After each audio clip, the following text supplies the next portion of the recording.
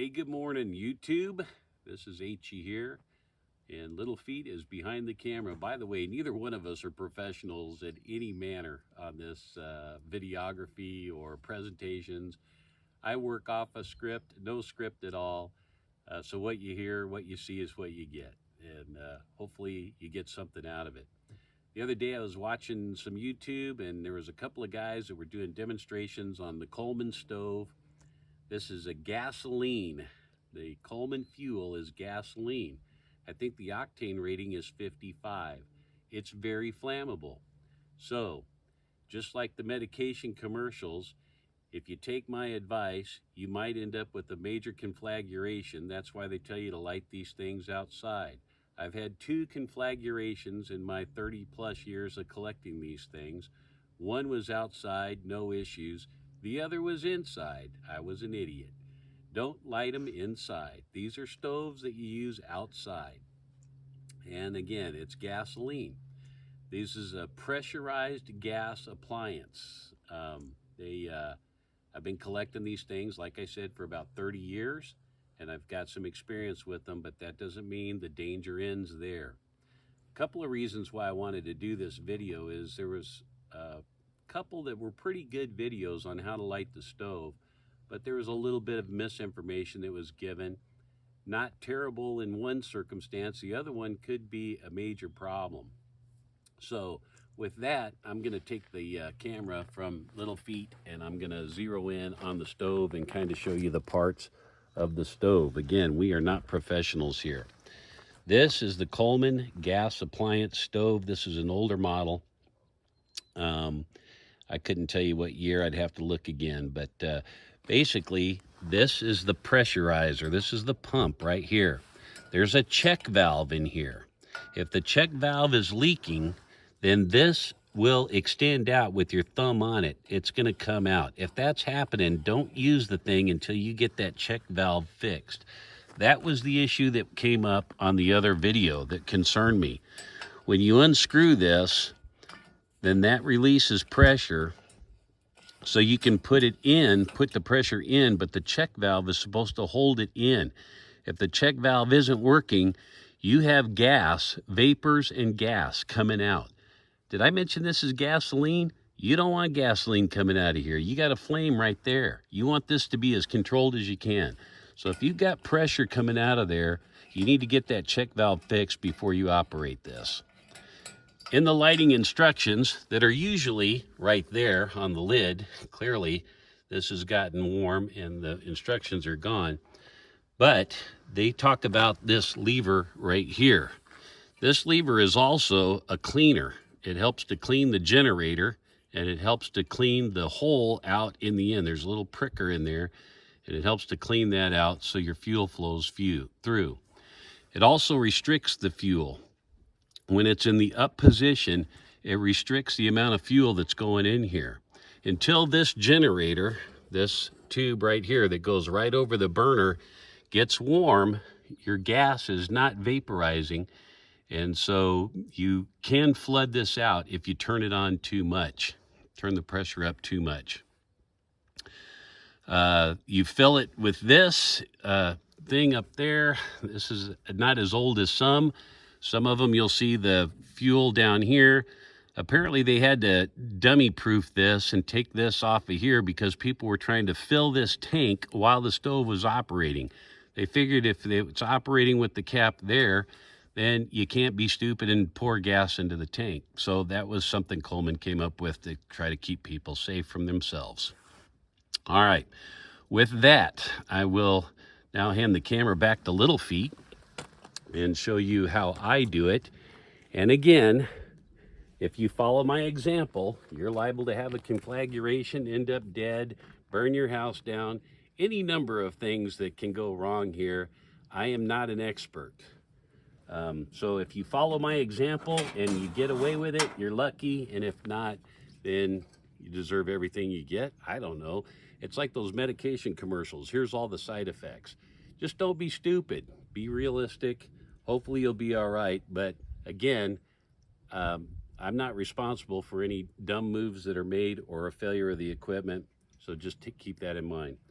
First thing you do on this pump, that closes it off. That closes the pump off, so nothing's going in. Then you turn it. I usually turn it 2 turns, 1, 2, 3, and then you put your thumb over this little hole right here, and that, if you don't put your thumb over that hole, then the air just pumps back out through the hole. If you put your thumb over, you pump that up. If your tank is full, it's going to take less pumps. If your tank is less full, it's going to take more pumps to build up the pressure in there. I have never seen anybody over-pressurize one of these, but can it be done? I bet it can. If you get Magilla Gorilla pumping it, you can probably over-pressurize it. Somewhere between 30 and 50 is what I do. Again, if you follow my example, I may just be lucky, you may not. So 30 to 50 is what I generally pump in here. Once that's pressurized, then you turn this back just in case that check valve isn't operating like it's supposed to.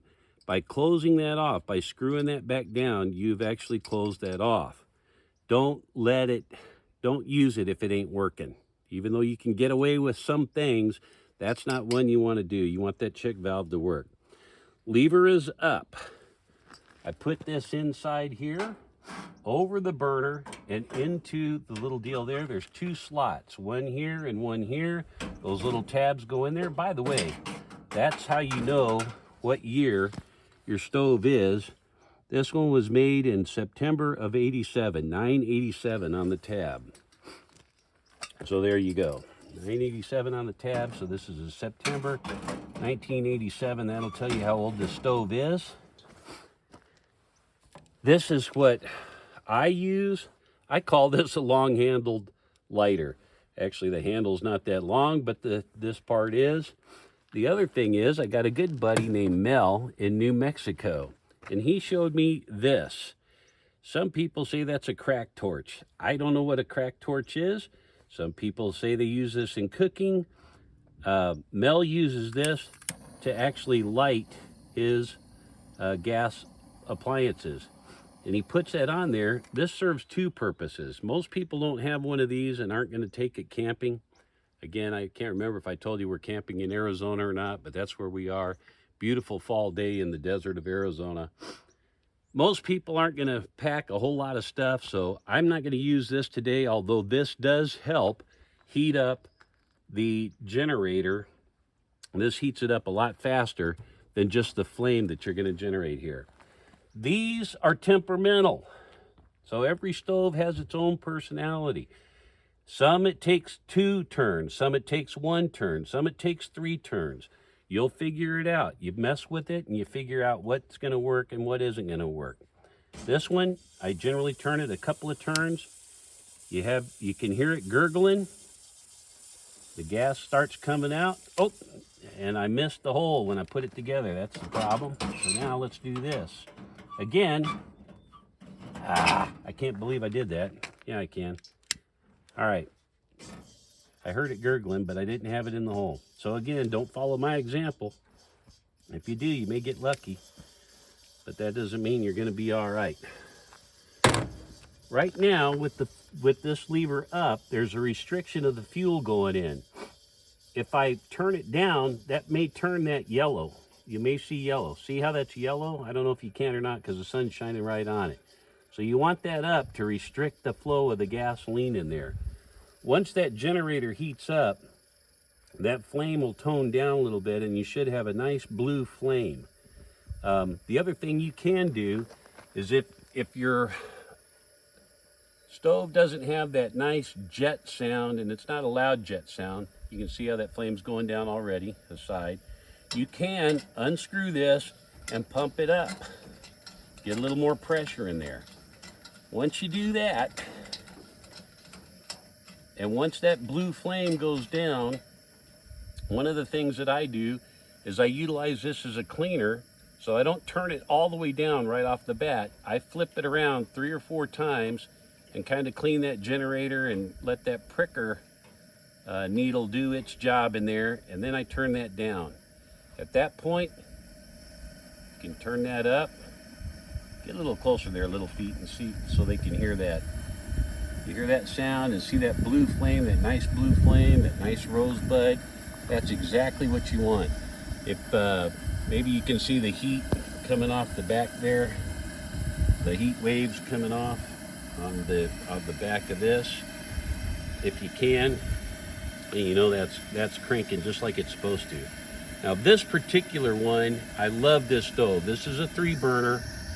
When I'm camping with people, a lot of people, this is the stove I like to bring. Most people, they take up too much room. They're a little bigger. They've got one that's about 2/3 the size of this one, 2 burners, and then they got little individuals as well. What I started to say, and I got sidetracked, is I love this stove because that generator, for whatever reason, seems to heat up really, really fast. Usually within less than 30 seconds, a minute.